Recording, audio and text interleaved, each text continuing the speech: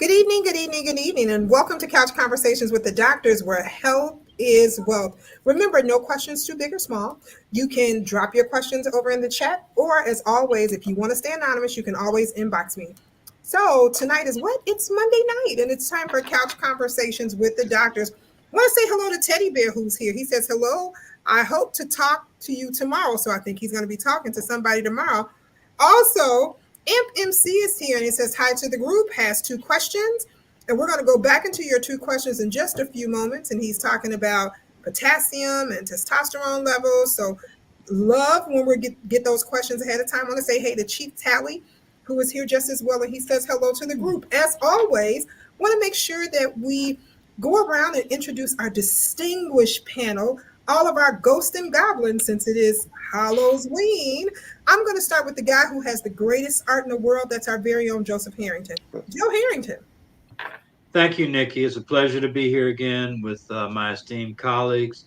My name is Joe Harrington. I've had an interesting career, worked in a number of fields, education, mental health, but mostly public health and healthcare. I retired in 2017 from the Illinois Department of Public Health, where I was an administrative law judge and a regional health officer for Cook County. Outstanding. Want to say hey to Johnny Diggs, who's here with us, and also to Cook County Clerk Karen Yarborough, who has sent a hey. She sent a Y, a hi. Want to say hey to Connie Taylor, who is here with us as well, and she says good evening to everyone. To my colleague, that retired doctor who leaves us in the wintertime because he says it gets too cold, and that's our very own Dr. Douglas Graham. Dr. Graham. Well, that's right, Nikki. I'm checking my plane tickets. Like Dr. Harrington, I'm retired, and after retiring, I spent a couple years working with a congressman in his office in Washington, D.C. A great experience, and it's a real honor and a pleasure to be here tonight. Outstanding, and thank you so much to the guy who's been jet setting all over town, well, from state to state. Let me rephrase that. But he is back. He is here. He's sitting with us. That's the neurologist to the stars who never wants any accolades. That's our very own Dr. Terry Mason. Dr. Mason. Thank you so much, Nikki, for the introduction, and thank you, Congressman, for providing us with this platform.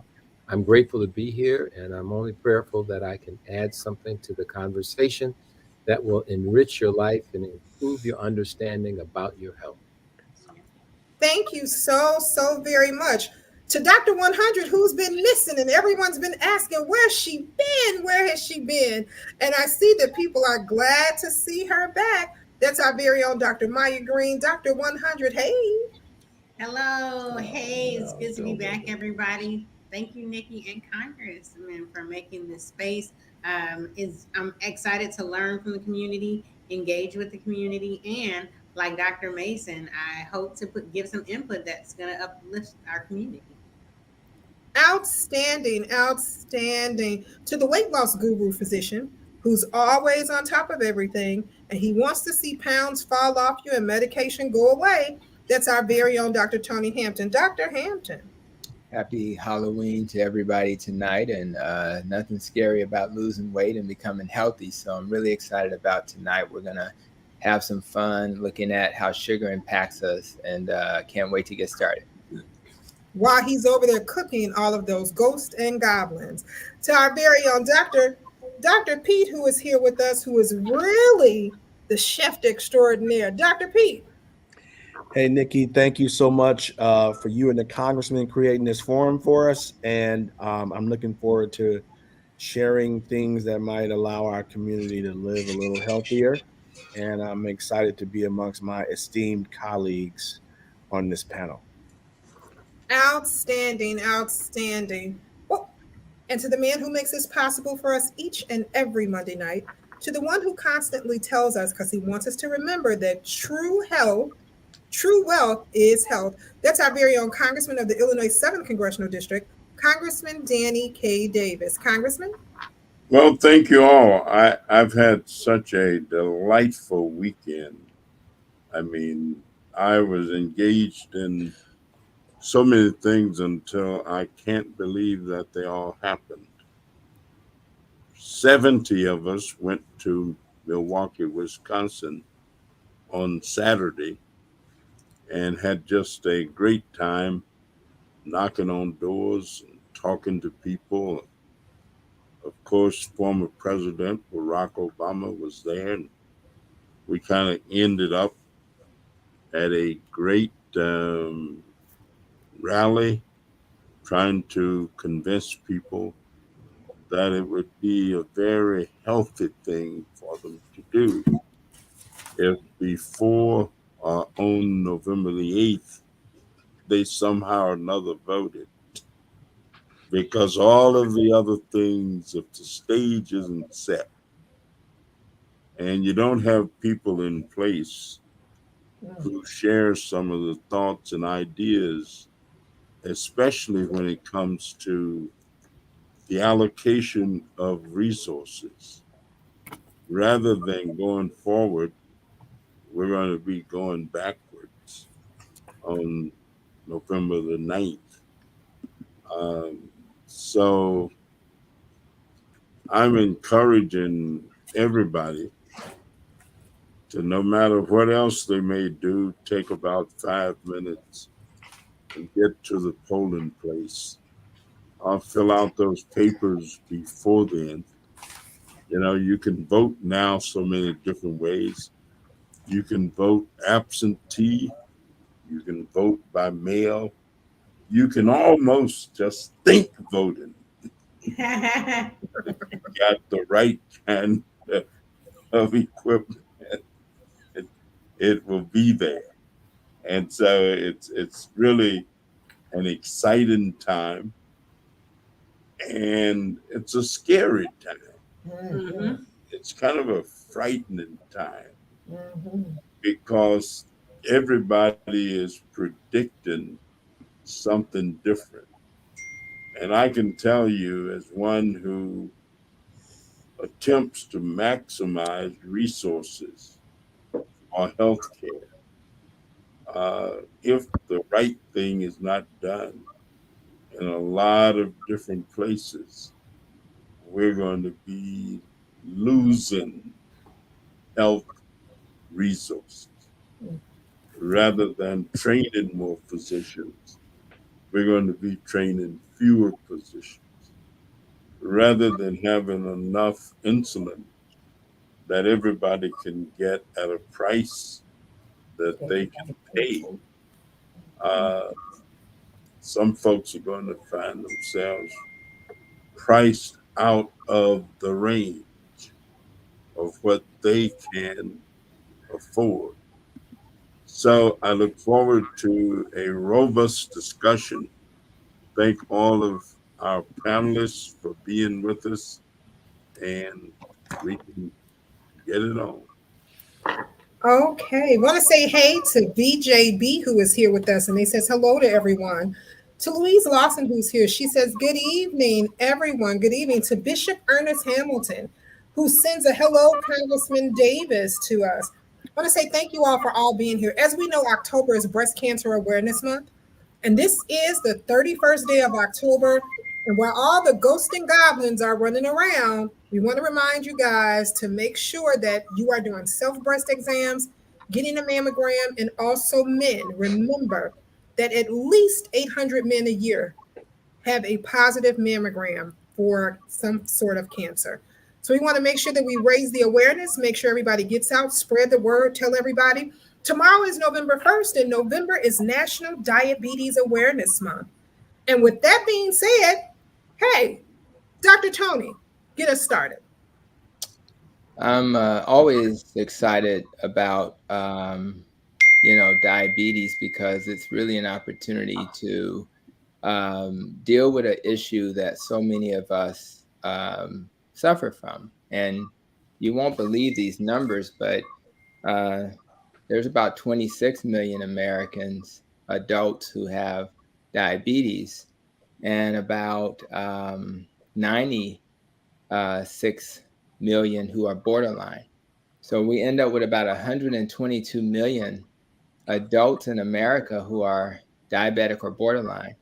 And 70% of the borderline people will progress on to diabetes. So when you look at those numbers, that's, 1 out of 3 adults are diabetic or borderline. So we just got through the pandemic, and now we got to deal with the epidemic of diabetes. So it's really important. That's why I wanted to, since Diabetes Awareness Month starts tomorrow, I thought it would make sense to talk about sugar, because as you know, when you get sugar, what they mean is you are consuming more than your body can handle. But what's interesting is that most of the sugar sources are not what you think. So today's discussion is really around what are the sources of sugar? And I'm going to engage my colleagues as we go through the examples, and I'll just call you out. What's your thoughts on that particular item, good or bad? Some of these items we love and cherish, and some may surprise you. So I'm going to share my screen so that I can get some slides in front of you guys. And it's a little, the congressman said that things are scary out there. Well, it's real scary when you start to think about what sugar can do to you. And I would argue that sugar is the most toxic substance on the planet. It's the most toxic, and it really, and I would argue the other sources are like fructose. And Nixon back in the day, in order to deal with the cost of sugar, decided that fructose, when Japan figured out how to get fructose out of fruit, in particular corn and vegetables like that, that became the alternative. And you won't believe this, but about 80% of everything in a box that's on the shelf has some sort of added sugar to it. So that's why I wanted to have this conversation. But I do want to remind you that you only have 1 teaspoon of sugar in your blood right now. That's it. So whenever you exceed that amount, your body considers it toxic. That's why your body, puts all hands on deck to reduce your sugar. But you'll see from these examples of food that increases sugar in your blood at a level that the average person can't tolerate, and certainly the average diabetic can't tolerate. And by the way, your blood pressure is more of a sugar problem than it is a salt problem. So there's all these misperceptions out there about what harms us, what doesn't harm us. And my goal is to just make sure you know that sugar is one of them. And just so you know, just in case you're thinking, well, I'm not diabetic or borderline diabetic, I'm not one of those 122 million people. Well, only 7% of American adults are metabolically healthy. I've shared this before. That means 93% of the people you know and love are not metabolically healthy, and that includes their blood pressure, their blood sugar, their waist, and their triglycerides and HDL. That's the fat and the good cholesterol. So if you're lucky enough to be in that 7%, you can just turn this live stream off right now. But it's a good chance that you're probably dealing with blood pressure issues, probably dealing with a blood sugar issue. You probably don't have the ideal body weight where your waist circumference is greater than 35 or 40, or maybe your triglycerides are too high, or maybe your good cholesterol is too low. So if you're one of those unusual people, turn off the live stream. But for most of us, this is an issue that affects us or our family. So let's get started with some examples. I just wanted to show you the metabolic measures that I just went through. And we'll start with orange juice. So I want your thoughts on this. I'm going to start with Nikki. So Nikki, here we go. We have a no sugar added orange juice, right? And most people, when they see no sugar added, they feel more comfortable with this orange juice. But the question is, should they be comfortable? So for this exercise, we're going to look at how many carbs are in all of these food items.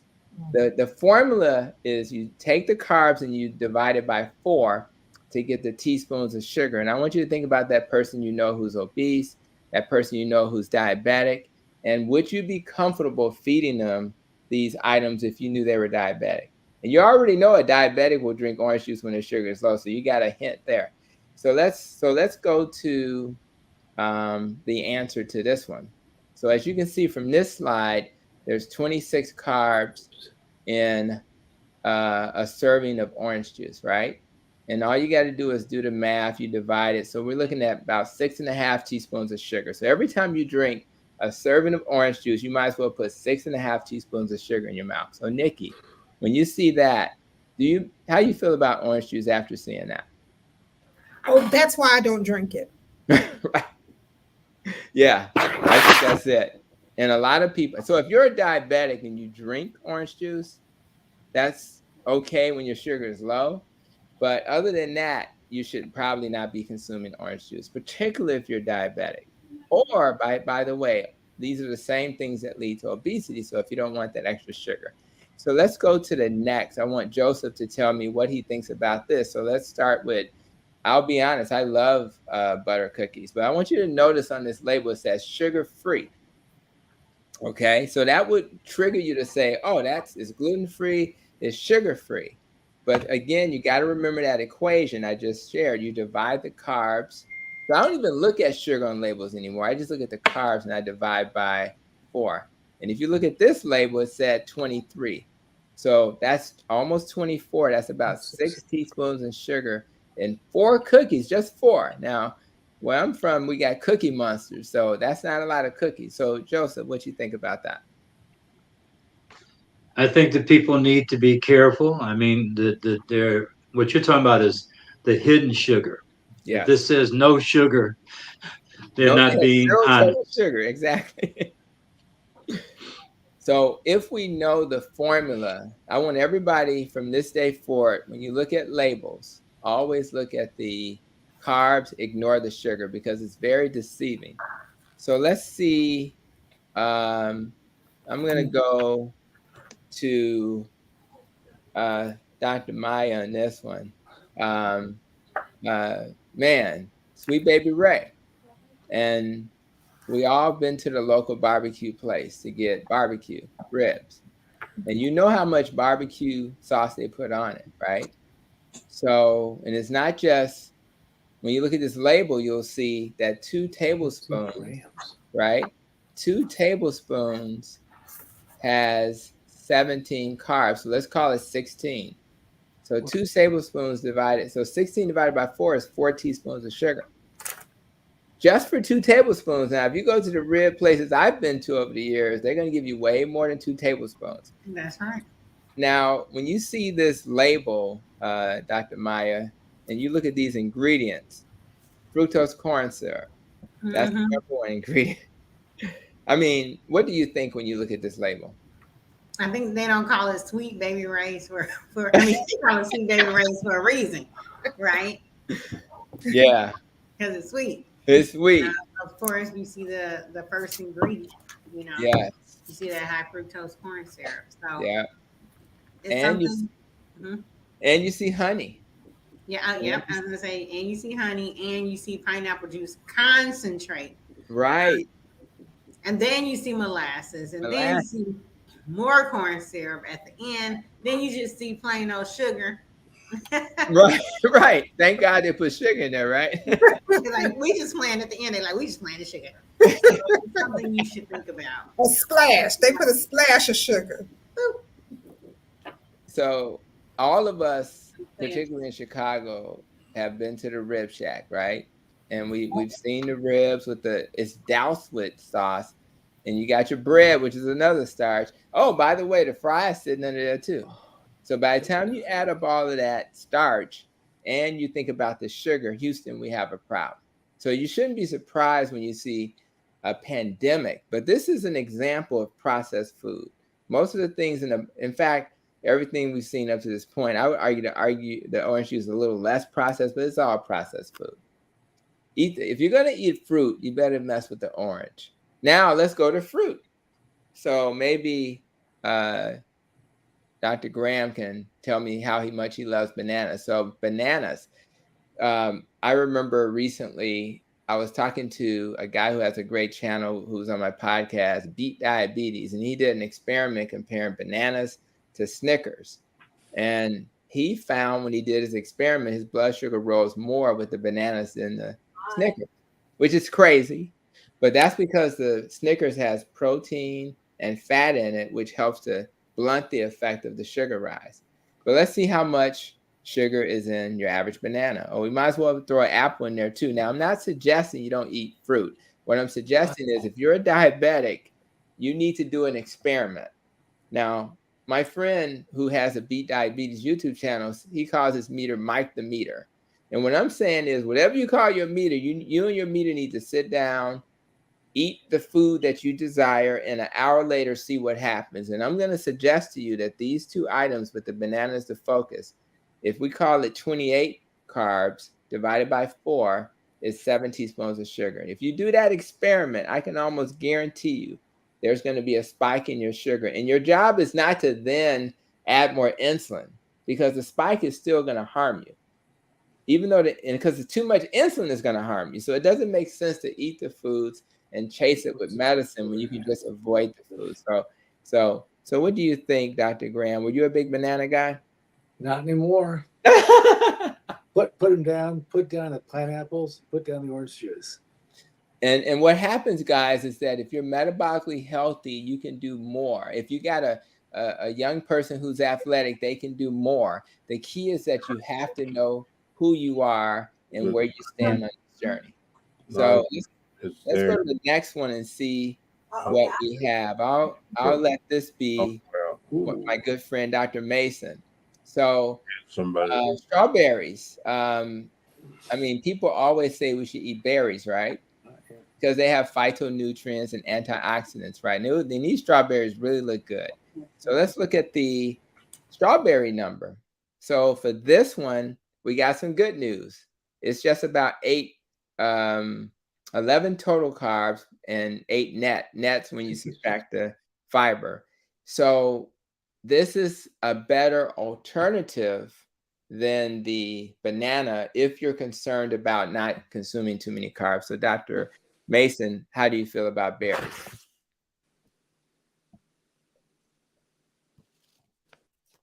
And is he muted? You're muted, Dr. Mason. I like berries. I like berries, and I like the darker color ones like these, the dark ones like the red, black strawberries and blackberries and blueberries. Yeah. So I don't get myself too worried about it, because I don't want people to think that they shouldn't eat any. Right. Because some are required, and the body can manage these levels of sugar, because there's also fiber in these fruits that we're eating, especially the strawberries. Yeah. And so the fiber is also very important in helping to sort of mitigate part of the problem with the sugar. The sugar is supposed to be there. That's why we call it fructose, because it comes from fruit, and that's the sugar that comes from fruit. So I think that we have to be, and I think to your point, we have to be far more concerned about the processed foods and the sugars that are in the processed foods, particularly high fructose corn syrup. Is one of the things that is made from most of the corn that's harvested these days is made in the a lot of it's made in the high fructose corn syrup. And so that's the real dangerous one. I don't like that one. That's the one that when you talk to our friend, our pediatric endocrinologist in California, Dr. Lustig, he doesn't like that either. And we have to realize too that sugar activates, as he pointed out in his research, it activates the same receptors in the brain as does cocaine. And that oftentimes can be part of an issue around addiction. And they know that. And that's why this stuff is out here like this. So I'm going to reserve the rest of my comments till later. But this is a fruit I happen to like myself. Yeah, and I definitely appreciate you bringing up Dr. Lustig, because again, if anybody's never, I had to look it up. Sugar, the Bitter Truth is on YouTube for free. It's 1 hour and 29 minutes. Dr. Lustig is somebody I'm actually hoping to have a guest on my podcast. Sugar, the Bitter Truth, 22 million views. And he'll explain to you why I feel and he feels that sugar is poison for most people. Now, and again, this is the experiment you do. I'm saying that berries are your friend. Like if you look at my handout, berries are listed as fruit you should eat, but you always do an experiment. Very few of my diabetics who consume berries have a problem with berries, because berries are a little different than most fruit. Their glycemic index, meaning how much they peak your blood sugar is less than most fruit. So most of them tolerate berries very well. But again, it doesn't really matter what I or Dr. Mason or anybody else says. Your meter will tell you all you need to know. So if you're diabetic or you have access to a meter, you need to just check your blood sugars. And if you see spikes in your blood sugar after eating any of the things we mentioned tonight, Houston, we have a problem. And do not chase that spike with medicine. Chase it with lifestyle changes and avoid the things that cause the spikes. Most of my patients tolerate berries. Now, here's another one. I'm going to throw this at Brother Pete, the spinach, right? And that spinach looks like it came from that garden that I was able to see with Dr. Miller a couple of weeks ago. Spinach, let's look at the carbs for that. Wow, look at that number. Wow. A whole cup of spinach, and you may need a couple of cups because you know spinach withers. But think about that. So what do you think about that number, Brother Pete? I'm thinking I want some spinach with some Tabasco sauce right now. Spinach with some Tabasco sauce while Pete had to step away. Oh, you stepped away for a minute. Well, that's okay. Tabasco sauce? That's how you roll? Yes. Amen. I put Tabasco sauce on everything. Wow. Yeah, well, you sound like my mom. She used Louisiana hot sauce, but it was the same concept. That is so funny. Giving me flashbacks. So the berries and the spinach are examples of nutrients, of foods that have a lot of phytonutrients, a lot of antioxidants, but they will simply not really raise your sugar much. So if I'm a diabetic and I wanted to eat a meal that's not going to raise my sugar, I mean, think about this number. This is like 1. I mean, there's barely any carbs in it at all. So I want to throw that at you. Let's circle back and maybe Congressman can comment on the rice. Now, you see brown and you see white, right? And the goal here again is to remind you that if you do an experiment where your sugar goes up after eating rice, you may have to not consume it as often as you did in the past. All the centers that are reversing diabetes in the country are encouraging people to eat foods that are not too glycemically high, meaning they don't spike your sugar. So here's the number for rice. I hope it doesn't shock you, but it's 45 carbs for a cup. Now I'm talking about a measuring cup size of rice, brown or white. So Congressman, what do you think about that? That's a lot of sugar.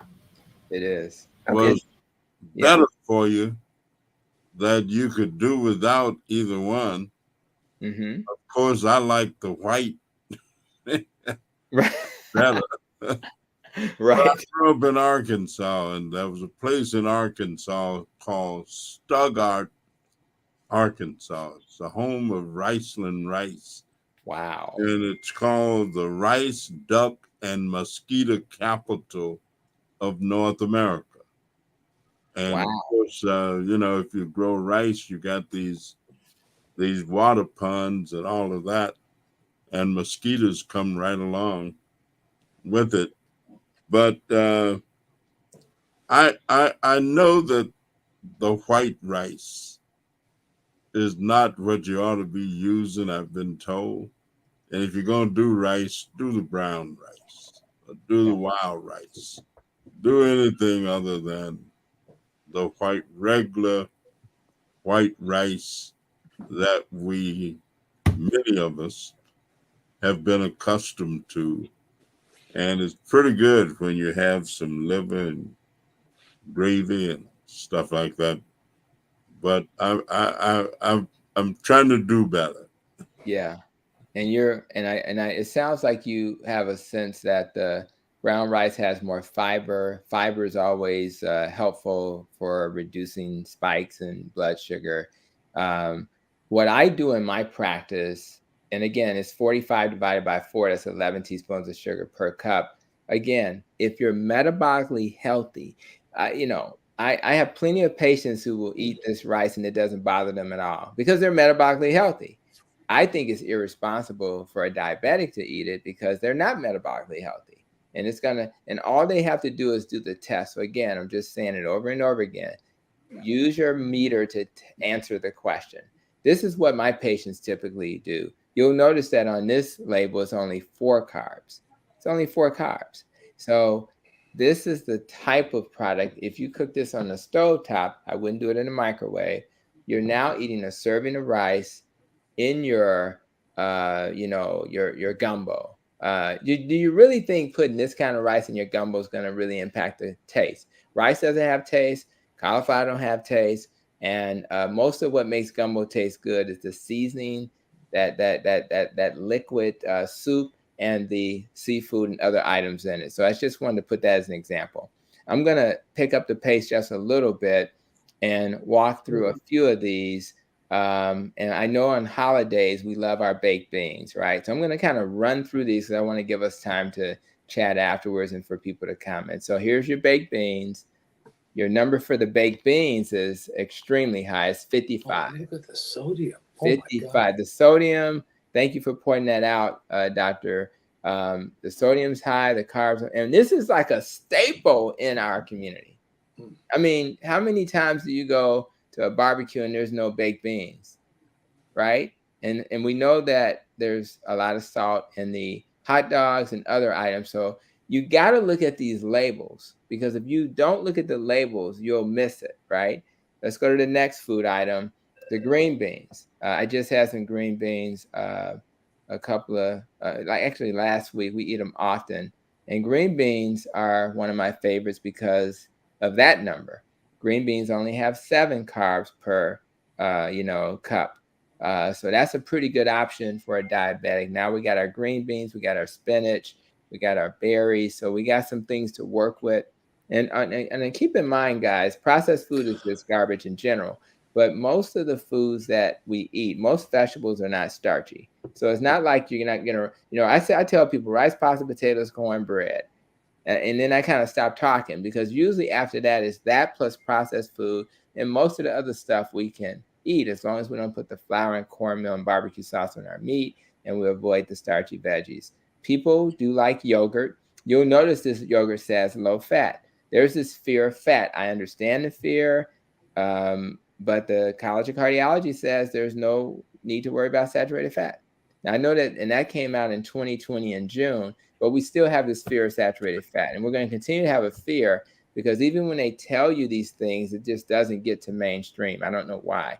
But anyway, low-fat yogurt, right? And I tell my patients, don't ever get low-fat anything. Try to get regular full-fat Greek yogurt, because when they get rid of the fat, they have to add the sugar back. In this particular case, it's 16 carbs, which is 16 divided by 4. So this serving of yogurt has 4 teaspoons of sugar. We're going to go to, a lot of people do protein because they want to, build muscle and they're working out. But the question is that 20 grams of protein is okay, but how much sugar? In this particular brand, it's 42 carbs. So you have more sugar in this than you have in a soda, which is 38 carbs. So better to go to a different. So if you need protein, right, you're going to spend $1.50 or $2 for this bar, right? If you get eggs, which has 6 grams of protein for 1 egg, if you take 3 boiled eggs, you'll get almost the same amount of protein, and it's going to be way cheaper. I mean, you can probably get a carton of eggs from anywhere from $1.80 to $3, and you only need 3 of the eggs. So it's cheaper just to eat 3 boiled eggs than to spend all your money on this expensive product. Raisins, people put raisins in their salad, and they say it's fruit, it's natural, and I get that, I understand that. But if you're diabetic, you try the experiment and see what happens. And in this particular case, there's 31 carbs for a fourth of a cup. It's not a cup, it's not a half a cup, it's a fourth of a cup. You're going to get essentially 8 teaspoons of sugar and a little thing of raisins. Let's go to quinoa, which is a very healthy, grain, right? It's highly touted, and that one is at looks like 30. It's 40 carbs essentially. So again, if you're metabolically healthy and you like quinoa, no problem. If you're diabetic, you need to do the experiment to see, does your sugar go up with this grain? And what my experience has been, a lot of these grains will raise my diabetic's blood sugars because they're not metabolically healthy. Oh Lord, did I hurt somebody? Did I hurt somebody? Because we're talking about cornbread, and that's part of the culture. But cornbread, you're looking at 28 total carbs, which again, divided by 4 is 7 teaspoons of sugar. So if you eat your black eyed peas and your maybe your greens and your baked chicken, you're in pretty good shape if you don't add the cornbread to the plate. And so macaroni and cheese is very popular. And I use cauliflower instead of macaroni when I make mac and cheese, and you'll see why, because it's 43 carbs for a cup of that, and you divide that out, you're looking at 10 to 11 teaspoons of sugar for macaroni, and that's where I wanted to end my my slides. But the point of it was to just give you guys a sense of the importance of having some sense of what's in our food, because if we don't know this, it would be potentially harmful to not know this. Again, I have patients who are vegan, vegetarian, they're running, they're thin, they're athletic, and they're doing fine. But most of my patients don't look like that. Most of my patients come to me, they're overweight, they're in their 60s, 70s, and 80s. They've been on insulin for years. They don't exercise. And when they eat these foods, it's a disaster. So what I want anybody who's watching tonight to understand is you don't have to believe anything I'm saying. You just trust your meter. And your meter will tell you all you need to know. And that is the best experiment you can run. I can give you studies that show low fat's a good diet. I can give you studies that show low carb are good. But the best study and evidence is when you do your own research. And my experience has been, as I get people off of medicines in my clinical practice, this is what they have to do.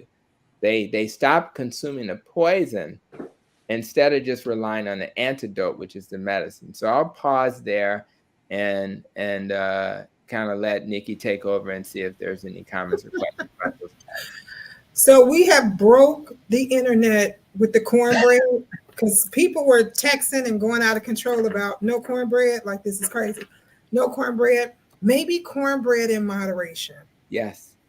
I think anything in moderation is reasonable.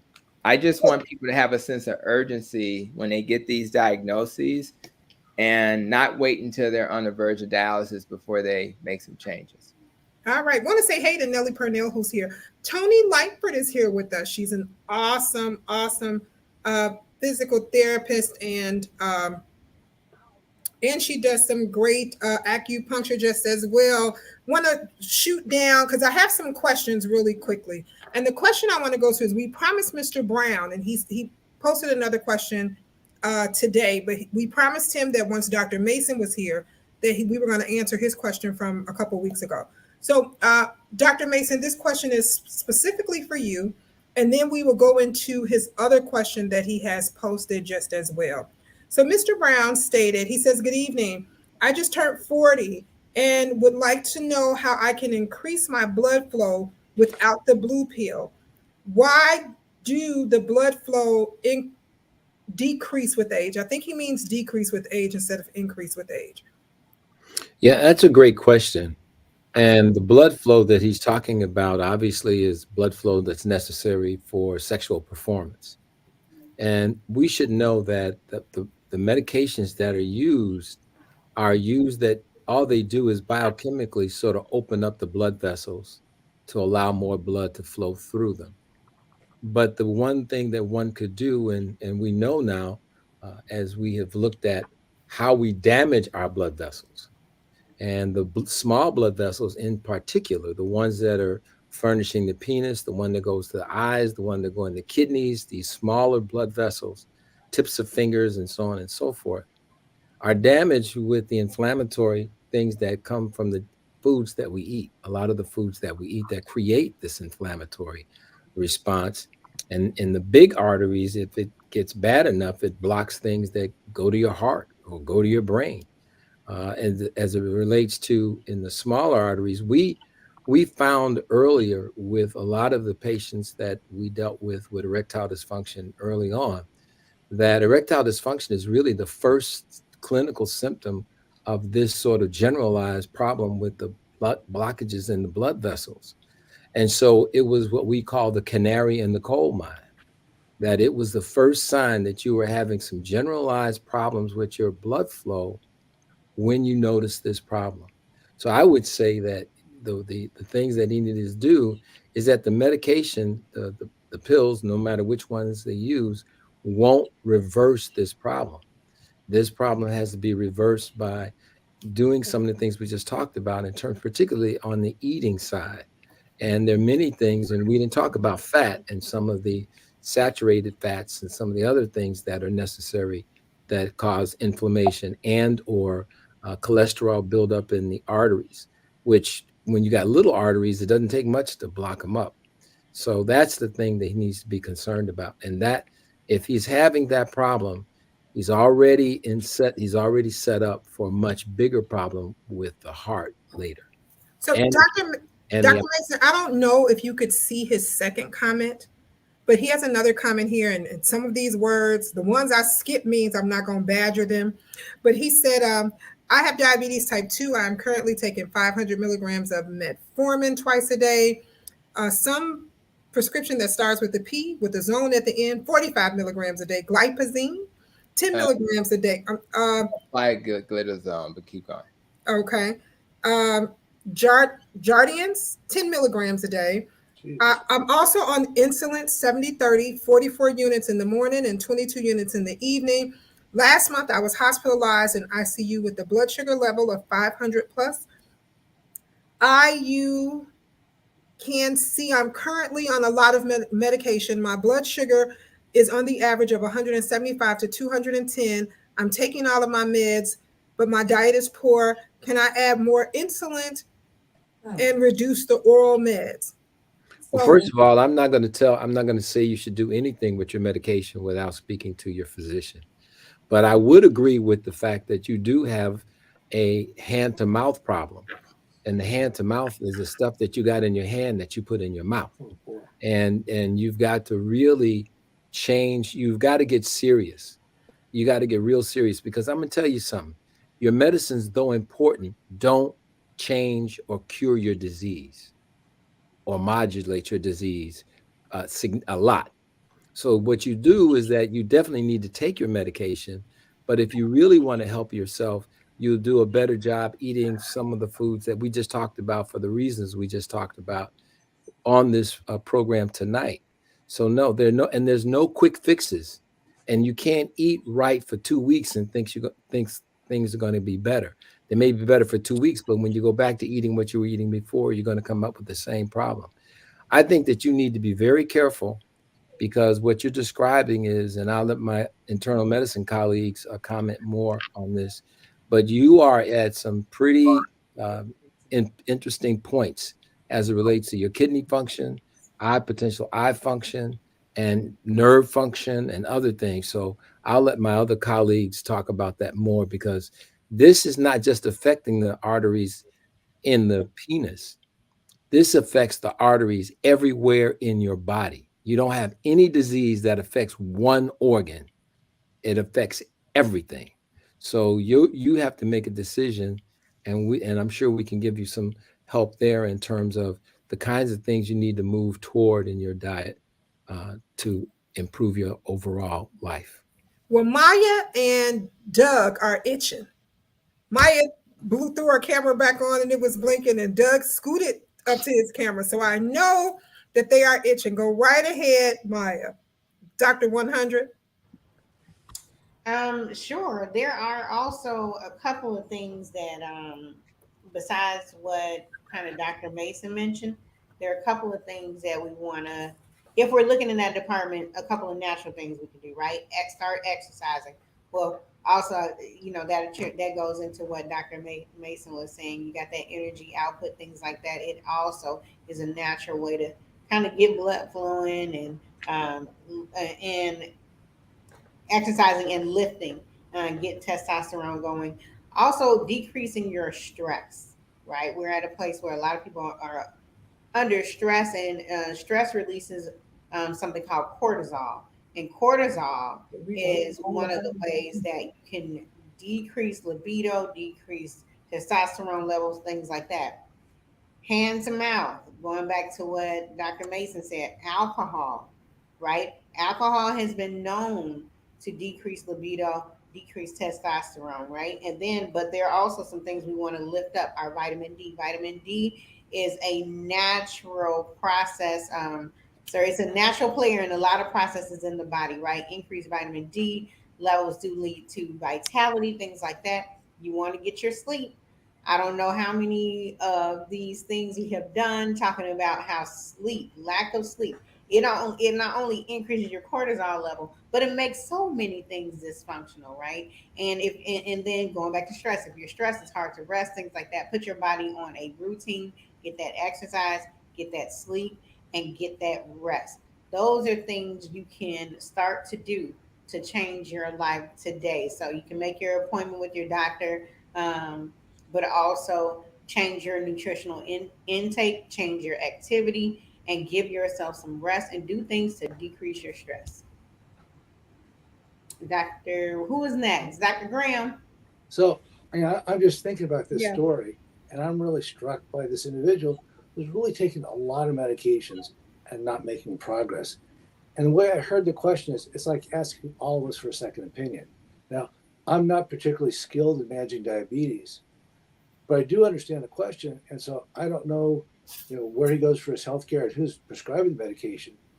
But it does seem reasonable to me to see someone who's a specialist in diabetes and ask him these questions, because there are about 110 different medical schools in the United States and about 100 different attend training programs. And so not everybody does it the same way. And one of the things I really enjoy about Dr. Tony is he says, we got to try different things to find what's right for you. And so for me, I'd say to that patient, it's probably worth it, if you can, finding a second opinion about your diabetes and its management, because there may be an alternative for you or a different system of management that may help you be more successful. I'll just give, again, this is not medical advice. This is medical education. So what you want to do is have a conversation with your doctor about the following.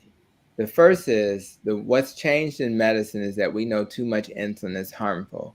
So the question becomes, is there a way to take medicines that don't continue to increase insulin, which makes my insulin resistance worse?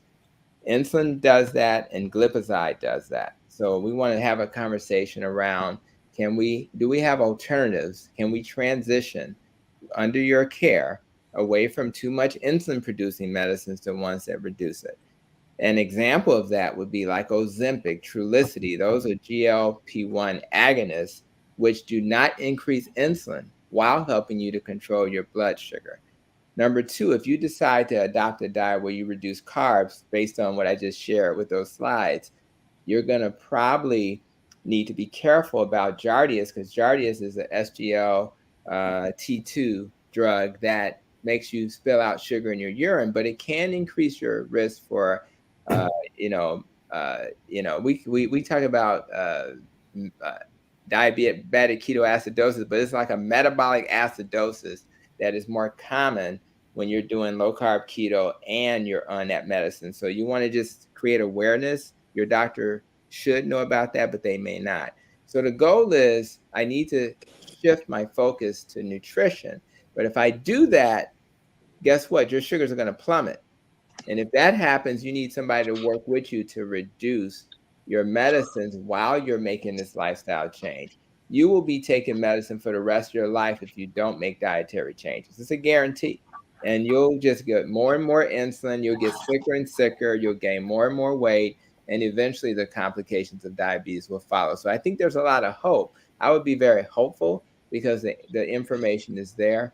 I just want you to work with your clinician and start to consume the information that we put out there to help you start the process.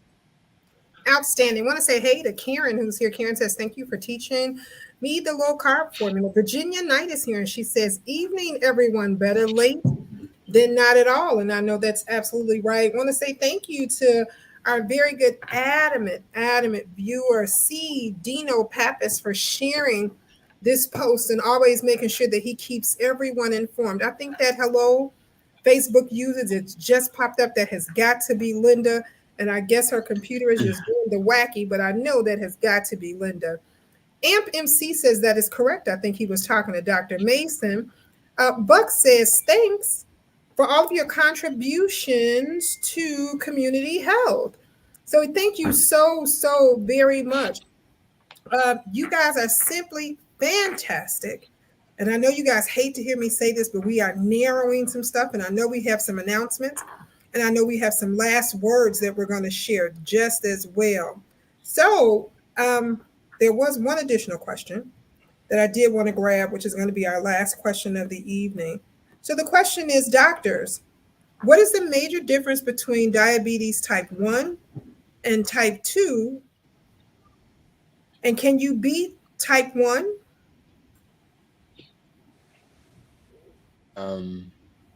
That's from Leslie. Doesn't mind if you know it's her. It's from Leslie. Yeah, Leslie. So just to keep it simple, type 1 is an autoimmune disease where your islet cells, which make insulin, are being attacked because your body thinks it's harmful to you. So let's just say you get you consume something like dairy, and the protein in dairy looks like the islet cells, which makes the beta, which makes the beta, it just leads to this destruction. So that's type 1, and type 2 is basically easily reversed by not consuming the foods that we have shared today. So does that mean, well, what happens with a type 1? In order for a type 1 to have really good control, they just need to combine insulin with a very good diet. The goal is if you eat the rice, for example, and your sugar goes up, and then you got to chase it with insulin. That's what the doctors teach you. You chase it with insulin. Don't worry, just increase the amount of insulin, no big deal. But when you have that big variability, you're going to have highs and lows, highs and lows. What you want to do is eat foods that don't raise it as much. Keep your glycemic variability narrow. And when it's narrow, you won't have the highs and lows. You'll feel better, you'll have tighter control, and you'll be a type 1 diabetic with an A1C in the 5 range. We have diabetics type 1 in the 5 range because they've learned to eat the right foods that don't spike. And the spikes are disastrous because there's no way you're going to be able to chase. Insulin does not work the same exogenously from medicine as your body's insulin. So it's much harder for medicine that you take to do the same thing your body does. So I'll just keep it there, but that's the difference. So I know I said that was our last question, but if I don't ask this question, I think our doctors clan over at the Core Center might chase me home later. They said, can one of the doctors please explain how dangerous it is to chase your food with insulin? What happens to your body when you chase your food with insulin? So that's an interesting question. So the bottom line is, it kind of speaks to what we just said. What you just don't want to have, you take insulin and then it's usually the other way around. Then you have to chase it with the right amount of food. It's very complicated to do that. And that's why your body is better served if you have predictable times to eat, predictable foods that you eat, and you kind of know what's coming. You'll know how to manage it. So I just think that the biggest thing that we have to learn to do as we try to manage these diseases is we have to make life predictable. Now, you can't predict that you're going to have a difficult day at work, but you can predict that you go to bed at the same time and get enough sleep. So what you do is you try to manage those things. If I'm going to exercise tonight and I'm type 1 diabetic, I need to think about that. Maybe I take less insulin, right? So you always, unfortunately with type 1 especially, you have to plan and think through your day. If you don't do that, you're going to run into trouble. So the goal is to not have to chase anything. Be predictable, eat foods that won't raise your sugar. And if you're doing things that won't raise your sugar, take less medicine. Outstanding. Okay. Oh, okay. So he says, bottom line, just wanted to make sure that everyone knew. And Nikki, we're going to come on with you guys one night. So thank you so much. Thank you so much, guys, from the Core Center. Each time you do this, you set your body at a different level, and you're going to need more and more each time. So you're placing yourself out of control. This was great tonight. Thank you guys for sharing this for National Diabetes Awareness Month. And thank you so much for being a viewer, you guys, and being here with us. As we always do, want to make sure that we go around the table and have our Until Next Mondays. Joe, what's your Until Next Monday? I've got two this evening. The first is a shout out to Tony, and I want to thank him for reminding us that we are what we eat. That's an old phrase, but it still rings true. I also want to thank the congressman because he reminded me of a phrase too, and that's a boatless people is a hopeless people. All right. All right. Boatless and hopeless. Got it. Doug, until next Monday. Well, I want to continue what Dr. Tony's been talking about is when you pick up something at the grocery store, don't look at the front of it where it says light or low calorie. Turn to the back and look at the actual numbers. Because I can tell you my own experience, salad dressing, bread, muffins, all this stuff is supposed to be low carb, low calorie, may not be when you actually look at the label. So don't trust those words, look at the back. Outstanding, outstanding. Dr. Pete, did you get the opportunity to get back yet? Well, while we're waiting on Pete to come back, Dr. Mason, you're until next Monday. Yeah, I just think that this has been a great thing. I want to thank Tony for his descriptions today. But the one thing that I'd like people to take away with is that medicine cures nothing. Medicine cures nothing. It's what we eat and how we behave, what we eat and what we do that helps. It certainly helps and may lessen the amount of medicine we need.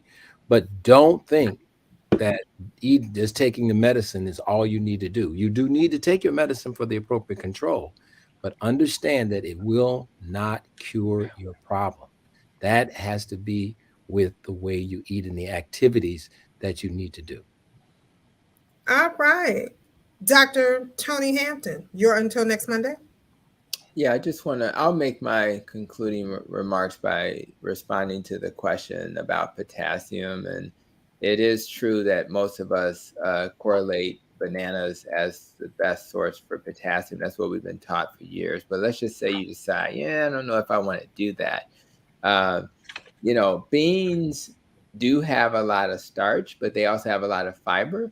So, lima beans and white beans, if you're paying attention to your carbs, you're not overdoing it, you can get away with it. Most of my patients tend to lean towards avocado as their kind of source for potassium, as well as broccoli. And you can even get some in salmon also. So those are the things. If you can tolerate sardines, a great source of potassium. So I would actually do a little lookup. The other thing I want to mention, someone mentioned, glycemic index.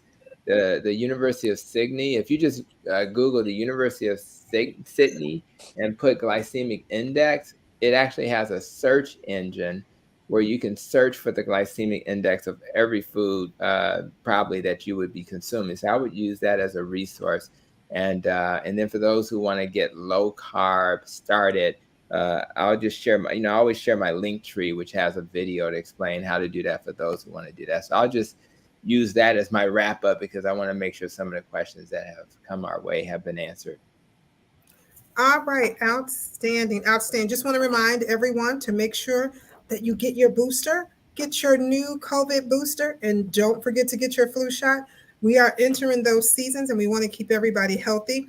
Also want to invite everyone out to meet the congressman and some great friends along with Annetta Wilson on Sunday, November 6th. Meet them Sunday, November 6th from 3 to 6 p.m. at Gallery Gershard, 436 East 47th Street. Meet the host committee, Congressman Davis, President Tony Preckwinkle, Senator Matty Hunter, State Representative Camille Lilly, Cook County Clerk Karen Yarbrough, Cook County Commissioner Dennis Deere, Alderman Jason Irvin, Alderman Pat Dow, Cheryl Minor Norman, the owner of Chicago newspaper, Joe West, the owner of Joe's Barbecue, Get the tips without the sauce.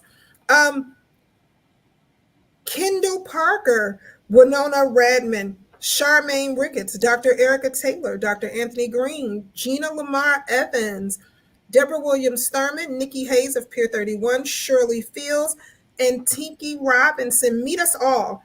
Meet us at Gallery Gershard at 436 East 47th Street for an outstanding informational day party, Sunday, November 6th at 3 p.m. Congressman, take us home. Well, let me first of all thank Dr. Hampton for an excellent presentation.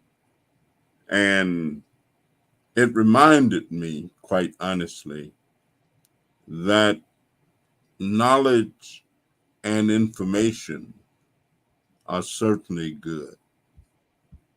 And it's something now that you know. But education is something that you do. And that's a bit of a difference. It is tough to change eating habits. It's not easy at all. Those things that I relish, because my mother was about the best cook I think that the good Lord ever put on the face of the earth. And she had about 8 or 10 varieties of gravy, and it would taste good. Just whole cakes and gravy, which was one of the reasons that we never felt disadvantaged, because the food was always so great. Tomato gravy, flour gravy, meal gravy, every kind of gravy, chicken feet and gravy. I mean, but if you hear a presentation like we've heard, and some of that does not sink in, I mean, I'm sitting here thinking of things that I must eliminate. That it would. My mother used to say, if you know something and don't do it, then you're whipped with a few stripes. But if you really know something and don't do it, then she'd say you get whipped with many stripes. And so I think we've had a chance to really know something.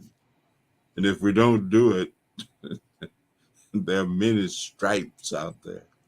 We never knew what she meant, but we figured it was something not good. And so it's something not good. So we are learning. Learning is a lifelong process. And I've always been told that when you stop learning, you start dying faster. That when flowers stop growing, in all likelihood, they're going to die. And so if we stop learning, we'll probably die sooner. So thank you again, Tony. Thanks all of us. And be good to yourself, and maybe even better to somebody else. Have a good evening, and we've enjoyed this night, and thank you so much. Good night, guys.